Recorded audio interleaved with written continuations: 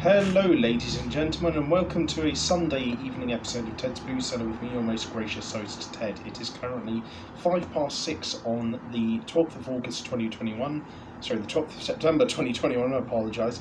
And I hope I'm finding you all in a good state of affairs. Now, regarding today's episode, I did record it previously, but considering my camera is a big piece of stinky doo-doo, it just didn't format the footage at all. And so it just decided to delete it. And I was like angrily tapping the upload button on the tablet because I uploaded it directly to YouTube. And I don't know what it's done with the footage at all. It's just completely vanished it into the ether. So that's great.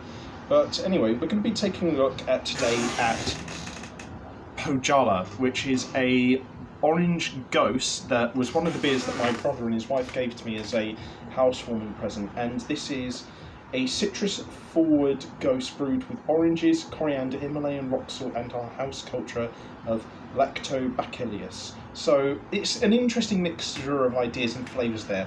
Generally speaking, Gose drinks have a quite sour note to them that I think can put people off, but if brewed together quite well with certain sharp flavours like gooseberry and blood orange and grapefruit, I think they can be really nice, refreshing beers. So I'm interested to see what this is like. And I've got to say, the design of the label is really nice and simple.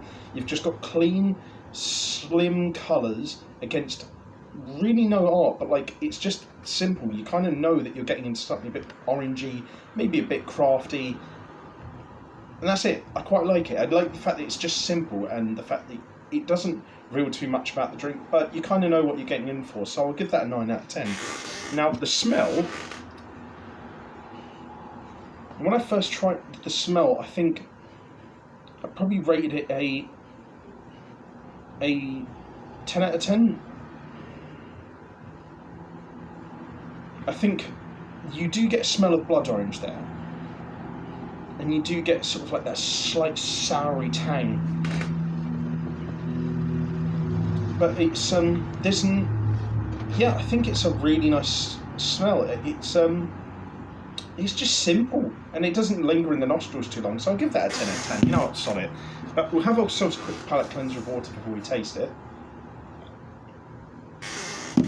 Now, on to the most important part of the video. So sorry if this episode seems a bit rushed, but to everyone at home, I hope you have a great weekend ahead, or a great week ahead rather, and bottoms up.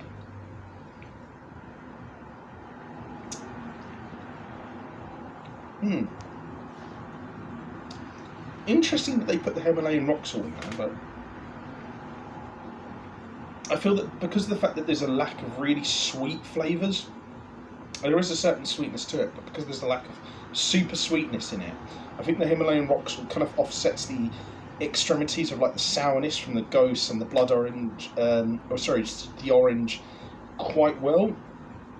And the impression I'm getting is from the flavour that it's kind of like half the flavour is kind of like the slightly mildly sweet, but mostly fizzy and tangy, light seltzer, like a nice blood orange seltzer, and then the other half of it is like a citrusy Gose that's kind of like offset with this tiny touch of sweetness in the undertone that kind of undercuts everything really nicely.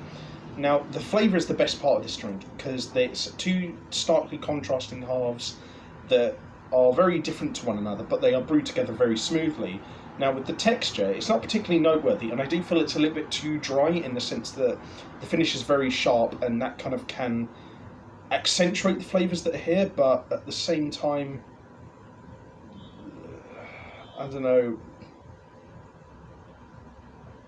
I think that it could do with being a little bit sort of like having a bit of a wetter texture to kind of like undercut the sourness and the sharpness and just make everything stand out a little bit more. I get the fact that it's a dry, simple texture, I kind of get why they're doing that, but it can sort of overrush you a bit with like that flavour a little bit too much because of that, I think. But generally speaking, it's a well-brewed beer, and I think out of the few Gose kind of beers that I've reviewed on this show before, it is probably the best one, so I'll probably give it a 9 out of 10 because I can't really find that much to criticise about it, and what little there is isn't so major that it's a complete deal breaker, and I think generally speaking it does a lot more good than it does bad. So yeah, I would thoroughly recommend this. This is a really good entry point for people looking to get into Gose kind of beers. But anyway, if you guys like this video, leave a like, share and subscribe.